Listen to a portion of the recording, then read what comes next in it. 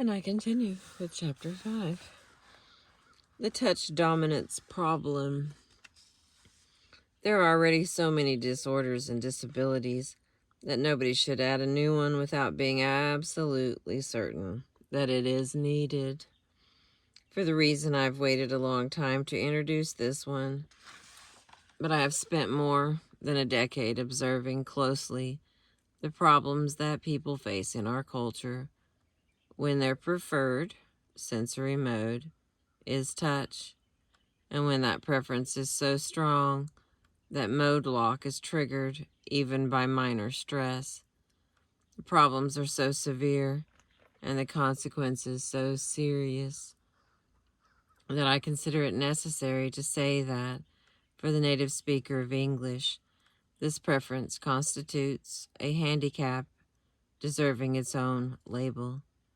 I call it touch dominance, and will use the abbreviation TD where appropriate. We live in a society that has strong negative attitudes about touching. From the time our children can crawl, they hear a barrage of "don't touch" and "keep your hands to yourself" commands. Many parents are almost incapable of touching their children to express affection once the children are past the toddler stage.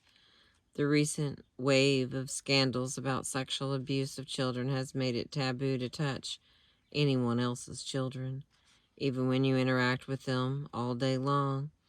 We appear to be incapable of separating touch from its role in sexual relations, in physical violence, and in breaking things. Touch is a function of the body. Touch is a function of the body far more obviously than seeing and hearing are.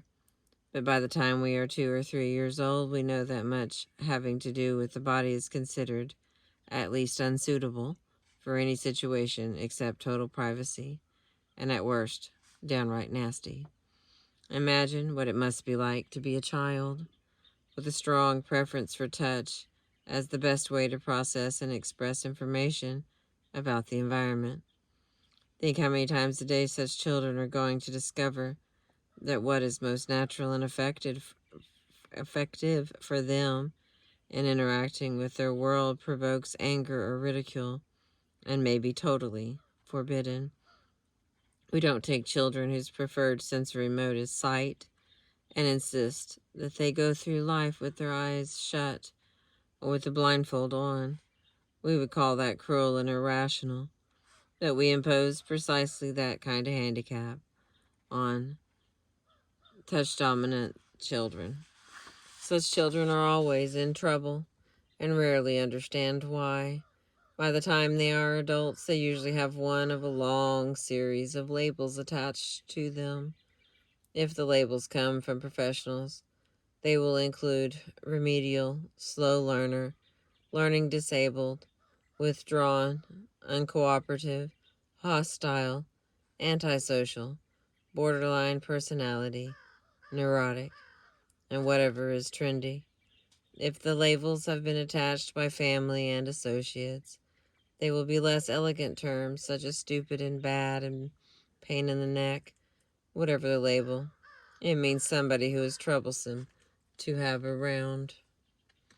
I don't mean to suggest that these labels are meaningless or that there are no individuals for whom they are accurate, but again and again, I have been asked to work with individuals so described, only to learn very quickly that the real problem was touch dominance. This sort of confusion is tragic and a great waste of resources. What to do about it is a subject beyond the scope of this book. But it's important for you to know that the problem exists, so that when your first impression of someone is that you are perceiving stupidity or sullen hostility or anything else from the label list, you will stop for a minute and ask yourself, is this really only touch dominance? If it is, matching that person's touch mode vocabulary will work wonders. What you say will be better understood. What is said to you will be easier to understand. You'll be amazed at how much the person seems to improve socially. and how quickly. If it isn't touch dominance, mode matching won't help, but a little time or energy will have been spent finding that out. It is always worth making the effort to find out. Oh my goodness.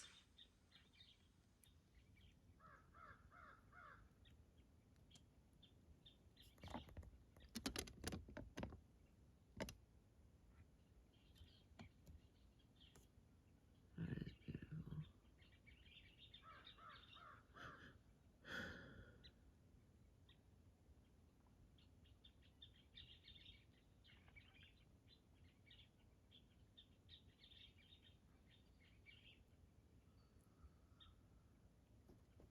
So beautiful.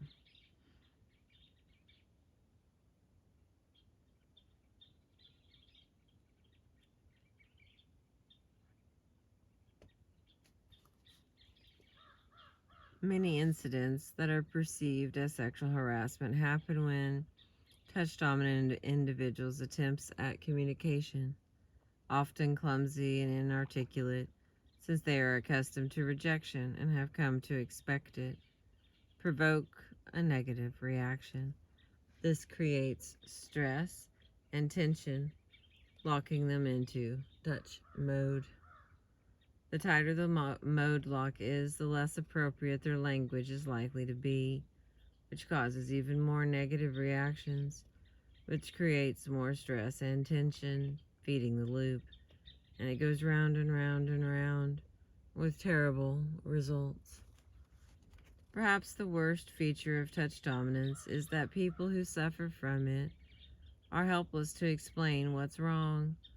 It's a tremendous relief for them to know what the problem is and to have something they can say when they need to explain, not because they can use the label as an excuse for behavior that our society frowns upon, but because they can use it as an explanation, and because it can replace other labels assigned to them in error that are so much worse. Faced with someone you know or you think may be a touch-dominant person, the rules to follow are: Rule 1. Match the person's touch mode language every time you can. Rule 2. Use as much touch mode language yourself as you can. Don't confine it just to your responses. Rule 3. Use as little language from sensory modes other than touch as possible. Don't say, look, or listen, or see here, or can't you see, or anything of that kind. Rule 4. When you have no touch mode language available, use language that includes no sensory vocabulary at all. Rule 5. Keep it firmly in mind that for this person, touching is only communication, so that you won't misinterpret it. Rule 6. If you don't object to physical contact with the person, touch and allow touching. If you do object, do not try to fake it, ever. The touch-dominant person will know you are lying. Just say, in leveler mode, I'd feel better if you wouldn't touch me, or I'm sorry if I seem unfriendly. I'm just one of those people who doesn't like to be touched. Rule 7. Don't forget that the intonation of the voice is part of body language, not part of the words spoken. I'm going to read that again. Rule 7. Don't forget that the intonation of the voice is part of body language, not part of the words spoken.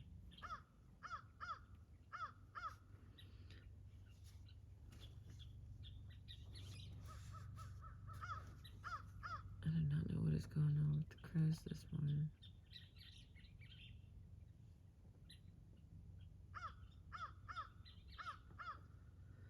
The ethical problem. When I explain techniques for using satire modes and sensory modes in my seminars and workshops, I can always be certain in advance that someone will rise to protest Typically, these people say that the techniques are manipulative and that they do not approve of and would never stoop to use verbal manipulation. Their opinion of Paul Nelson's language behavior would be unequivocal. It's at best unethical and very probably immoral. One of these, there ought to be a law phenomena. This matter has to be addressed. The problem with classifying any variety of language behavior as manipulation is that to do so assumes the existence of a variety of non-manipulative neutral language behaviors to contrast it with. But there is no such thing. The idea that neutral language behavior exists is a myth. It feeds and supports our treasured image of ourselves as nice people. All language is manipulative. All language is attempted persuasion. Any time you talk, you are attempting to persuade the others present to listen to what you have to say, rather than talking themselves. You are taking and holding the floor. When you talk, you want to be listened to, believed, respected, appreciated, accepted, agreed with. No matter how much you may wish to be neutral in your communication, you cannot manipulate. As speaker, you are controlling the conversational space, whether you like that idea or not. And you cannot escape by refusing to talk either. Unilateral silence is one of the most manipulative forms of language and one of the most negative. Since you cannot choose between manipulative and non-manipulative communication, your only choice, unless you are willing and able to withdraw totally from all human interaction, is the choice between skilled manipulation and unskilled manipulation. It is my firm opinion that since you must manipulate others with your language, it's best for you to know what you are doing and to do it with skill. The ethical questions then become questions of A, your motivations, and B, the potential for abuse. Are they like talking? They only making all that noise because I'm talking? I don't know. It's getting louder and closer. It would be useful to return to the concept of game playing at this point to provide a context. What is fair and honest in a game is not the same thing that it is in a non-game. We do not say that football players who only pretend to have the ball is cheating or lying. The players in the scenario are Paul Nelson and Edward Clegg. The others present are spectators. Certainly a game is being played, and it will repay analysis. The 3 game-playing strategies. There are only 3 valid game-playing strategies in mainstream American society. They are playing to win, playing to play well, refusing to play while still surviving.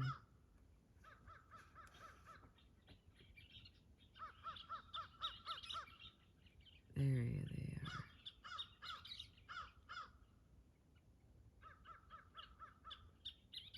They're undoubtedly talking, but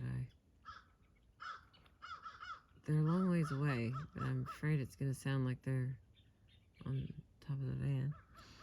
Okay, playing to win, playing to play well, and refusing to play while still surviving.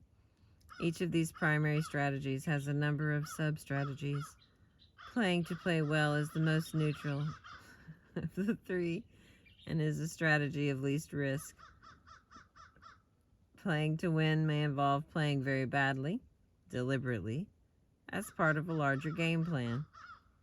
Playing to play well never does. Refusal to play is always dangerous and is of 2 basic types. Refusal to play the game in question and refusal to play any game at all.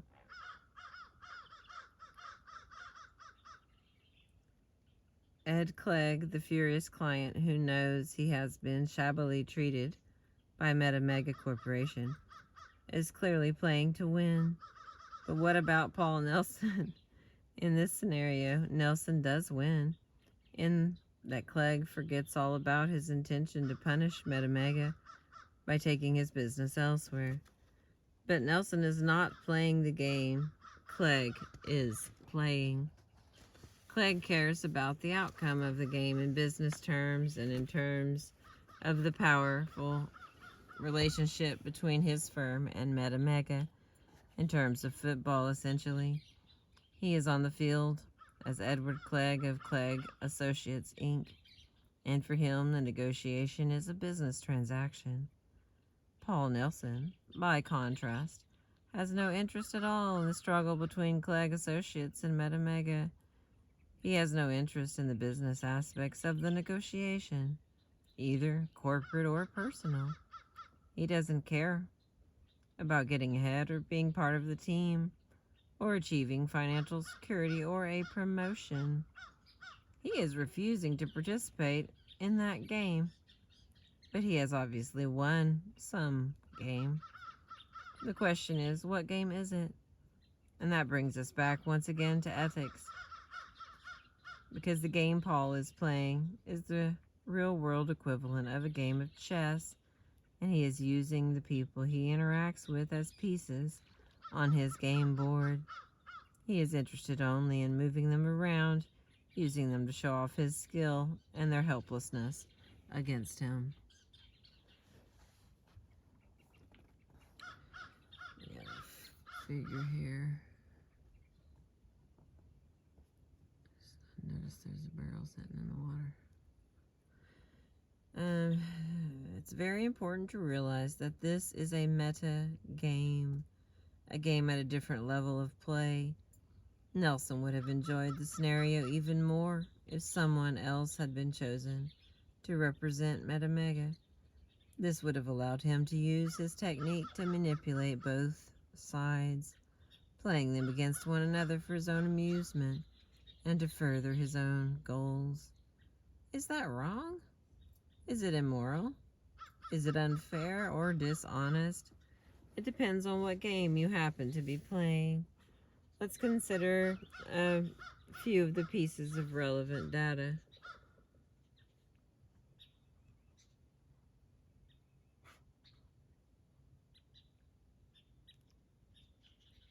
Ed Clegg is unaware that he has been used as a game piece by Paul Nelson and is perfectly happy with the outcome of the negotiation. 2. Meta Mega Corporation still has its clients, and the client is happy. 3.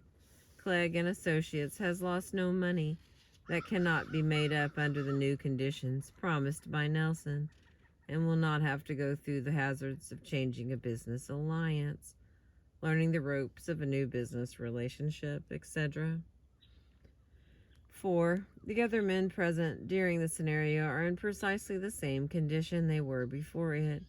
They risked nothing, took no part in the negotiation, and enjoyed watching the action. Number 5. Nelson has not been given a prize or a bonus or a medal or any other form of ill-gotten gain. He's just had fun. To sum up, from Nelson's point of view and from the point of view of a large portion of American society, nobody got hurt. Nobody was even in any danger at any time. Therefore, no wrong has been done. This is not unethical or immoral. It's good, clean fun. You don't have to agree with that position. You may well feel that for Nelson to use Clegg as he did as an object was degrading, dehumanizing, and wicked to the core. You may feel that for Clegg to come out of this ignorant of what has happened to him is harm done, and harm that continues. You may feel that for Nelson to do this kind of thing, while the other men at Meta Mega watch and admire, and remain as ignorant as Clegg, is a kind of corruption. There are plenty of arguments in your favor. If you and I were talking face to face, and we had plenty of time, we might be able to resolve this in some way satisfactory to both of us. But it is not like that. And this is the real world in terms of your success in the real world. What matters is not whether you think Nelson's behavior is good or bad. What matters is that you know that Paul Nelsons are out there and how they view the world and what tactics they use. So that if you find yourself in Ed Clegg's position, what happened to him cannot happen to you. And so that if by chance it's too late for that and you have already served as game piece for a Paul Nelson somewhere, you will now understand what happened and be better able to keep it from happening again. In a situation like this, there are 2 things you need to remember and 3 things you need to find out. To remember, the only weapon that Nelson is using is the weapon of language. Language is the only defense against him. To find out, is Nelson's game at the top of the game-playing tree? That is there someone else for whom the game Nelson is playing is only a part of yet another game? If so, does Nelson know that? If he does, why is he participating? Games within games within games. Yes, indeed. And far too many people are out on the field wandering around, unaware that the games exist, endangering both themselves and everybody else. About listening. Although listening is a critical component of your language skills, it gets little attention. I have reviewed dozens of books and tapes and other materials on listening, looking for something that I could recommend wholeheartedly to no avail. All the materials I have seen fall into the following classifications: scholarly and highly technical materials of great value in informational terms, but awkward and time-consuming reading for the non-specialist. Inspirational materials that tell you how important it is to listen carefully and respectfully, but offer no information about how that is to be done. Materials allegedly about listening, but actually about taking good notes. None of this meets the needs of the busy executive or professional, much less the general public. Fortunately, listening is an automatic skill in the sense that your brain will take care of it for you if you simply refrain from interfering with the process. It requires an active effort on your part only if you have to break the bad habits of many years. For example, none of the following carried on while you are supposed to be filling the listener's role constitute listening. And there's a list here.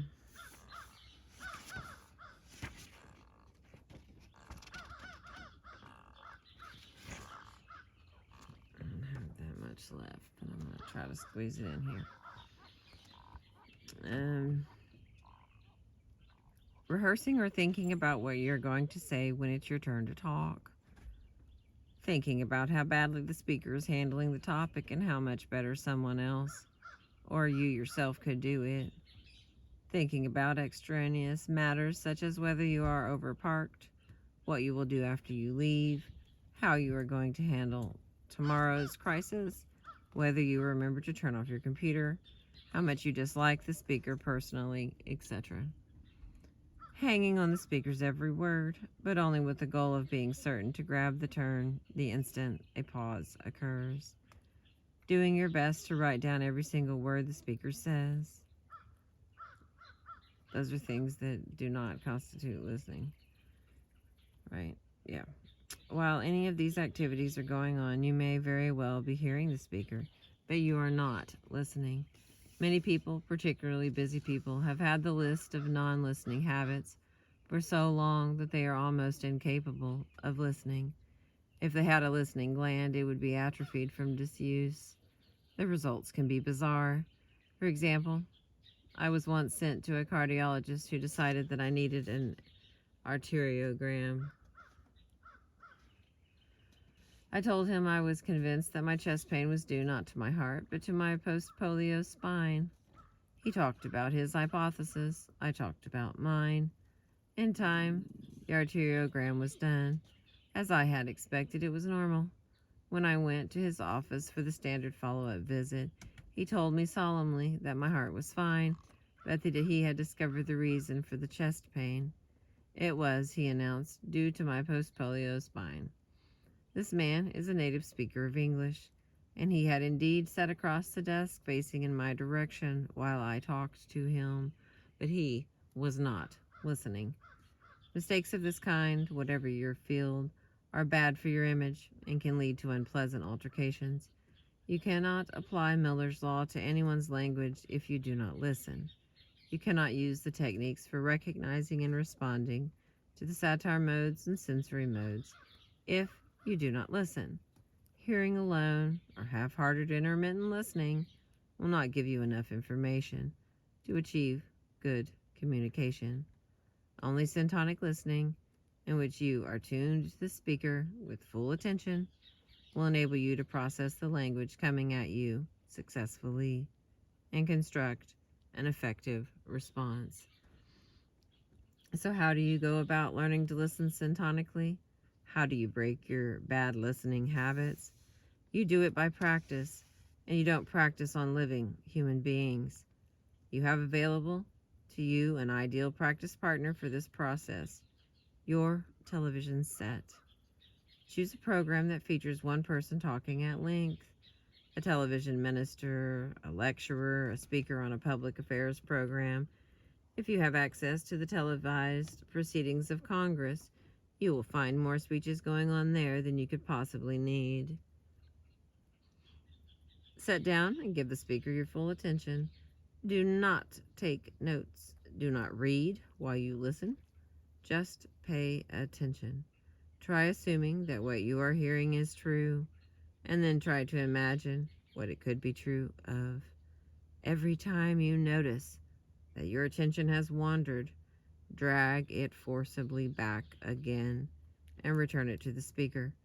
You may have to do this every sentence or two at first, and how much time goes by before you can listen with a respectable degree of skill will depend on how rotten a listener you are when you start. By the time will come when you can listen to a speaker with full attention for roughly half an hour. And that's long enough. No speaker is entitled to ask for your full attention for longer than that. At that point, you're ready to begin practicing on human beings who are present while they speak to you. One final note. In reading Scenario 9, you will have noticed that Paul Nelson did not interrupt Ed Clegg's tirade, even once. That may or may not mean that Nelson was listening to Clegg. In either case, however, it was a skilled move on Nelson's part. The most effective way to communicate with adults who are having a verbal temper tantrum is to be still and let them exhaust themselves. Make a sound now and then to let them know that you're still there and that you are listening, at least minimally, and let them wind down.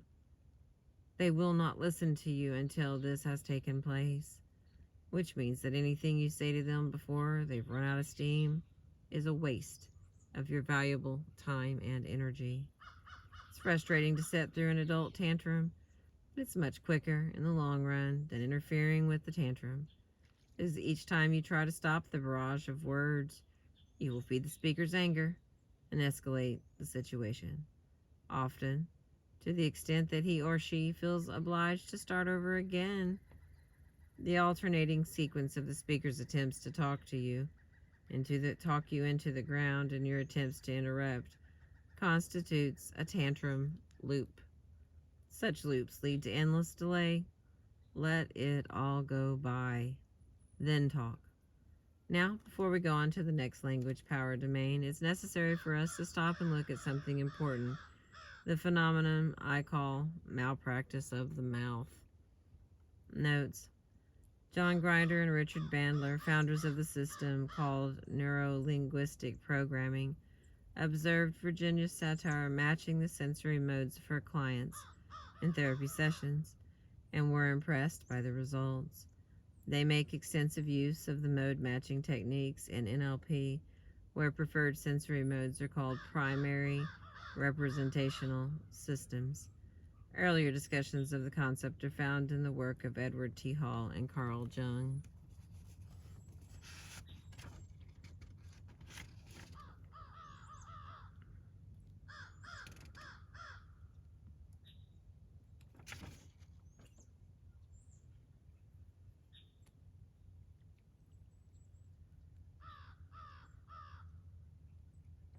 There's a little bit more, but I don't know that it matters.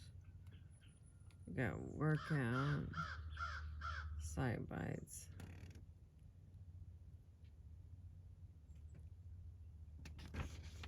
Yeah.